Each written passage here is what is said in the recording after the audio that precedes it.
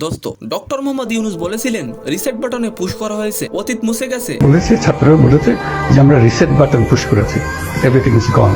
আর এই বক্তব্য নিয়ে একজন বলেন এত সহজ নাকি মুছে ফেলা? ইউনূস সাহেব, আপনার কাউন্টডাউন শুরু হয়ে গেছে। এন্ড সেকেন্ড নিউজটি থাকবে সালমান খান বিগ বসের হোস্ট করার জন্য যে পারিশ্রমিক নিচ্ছেন তা দিয়ে একটি বড় বাজেটের মুভি তৈরি করা যাবে। নমস্কার দোস্ত। অন্তর্বর্তী সরকারের প্রধান উপদেষ্টা ডক্টর মোহাম্মদ ইউনূসকে নিয়ে ফেসবুকে বিতর্কিত পোস্ট করেছেন লালমনিরহাট জেলা প্রশাসনের নির্বাহী ম্যাজিস্ট্রেট তাপাসী তাবাচ্চুম মুরমি। তিনি তার ফেসবুক পোস্টে বর্তমান সরকারকে সাংবিধানিকভাবে ভিত্তিহীন বলে মনে করেন। তাপাসী তাবাচ্চুম বলেন, আমি মুক্তিযুদ্ধের পক্ষে কথা বলতে চাই, এর জন্য যদি আমার চাকরি চলে যায় সমস্যা নাই। দোস্ত, আপনি অবশ্যই এই বিষয়টি নিয়ে একটি কমেন্ট করে যাবেন। তাপাসী তাবাচ্চুম আরও বলেন, আমাদের জাতির পিতা বঙ্গবন্ধু এটা মীমাংসিত সত্য। রিসেট বাটন পুশ করে অতীত মুছে ফেলা হয়েছে, এর মানে কি?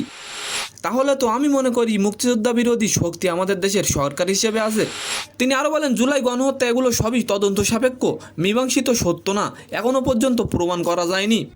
ডক্টর ইউনূসকে তিনি বলেন, আপনার কাউন্টডাউন শুরু হয়ে গেছে মহাশয়। উল্লেখ্য, এই তাপাসী তাবাচ্চুমের ফেসবুকে গিয়ে দেখা যায় ছাত্র জনতার গণঅভ্যুত্থানে ক্ষমতাচ্যুত হাসিনার পক্ষে অবস্থান নিয়ে বেশ কিছু স্ট্যাটাস দিয়েছিলেন তিনি। দোস্ত, অন্যদিকে বলিউড ভাইজান খ্যাত সালমান খান এই বছর বিগ বসের হোস্ট করার জন্য নিচ্ছেন বিপুল পরিমাণ অর্থ।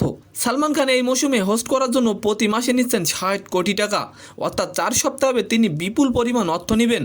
আগের সিজনের মতো যদি এই সিজন 15 সপ্তাহ চলে, তাহলে সালমান খান টোটাল 240 কোটি টাকা নেবেন এই সিজন থেকে, যা দিয়ে একটি বড় বাজেটের ছবি নির্মাণ করা যাবে। তো সম্মানিত দর্শক, আজকের ভিডিওটি কেমন লাগলো অবশ্যই কমেন্ট বক্সে জানাবেন। আর ভিডিওটি যদি ভালো লাগে অবশ্যই একটি লাইক দিয়ে আমাদের চ্যানেলটিকে সাবস্ক্রাইব করে দিবেন। ধন্যবাদ।